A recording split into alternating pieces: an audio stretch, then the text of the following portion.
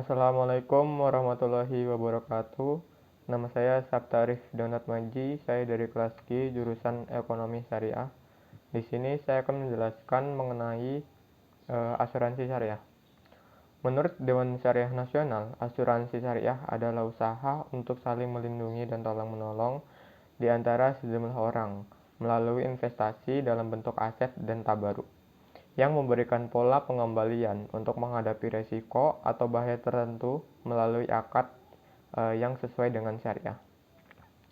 Dasar hukum asuransi syariah yang pertama ada di surat Yusuf ayat ke-43 sampai 49, yang mana pada intinya Allah menggambarkan contoh usaha manusia membentuk sistem proteksi menghadapi kemungkinan yang buruk yang mungkin terjadi di masa depan.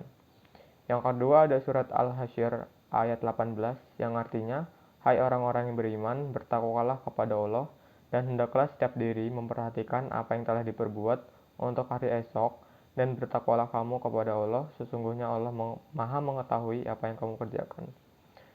Kemudian ada jenis-jenis asuransi syariah.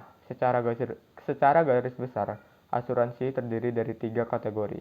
Yang pertama, asuransi kerugian, yang terdiri dari harta benda, kepentingan keuangan, dan lain sebagainya.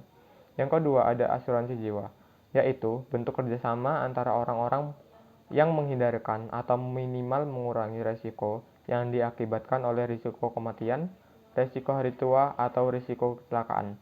Yang ketiga, ada asuransi sosial, yaitu menyediakan jaminan bagi masyarakat dan tidak bertujuan untuk mendapatkan keuntungan komersial. Konsep asuransi syariah adalah suatu konsep di mana terjadi saling memikul risiko di antara sesama peserta, sehingga antara satu dengan yang lainnya menjadi penanggung atas risiko yang muncul.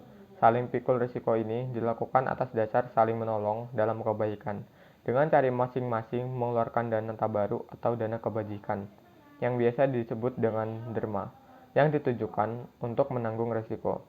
Konsep tafakul, yang merupakan konsep dasar dari asuransi syariah, ditegakkan atas 3 prinsip dasar.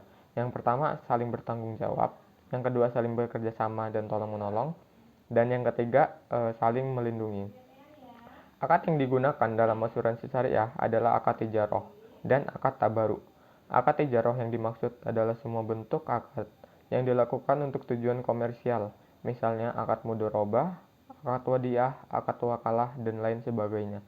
Sedangkan akad tabaruk adalah semua bentuk yang dilakukan dengan tujuan kebaikan dan tolong-menolong, bukan semata-mata untuk tujuan komersial.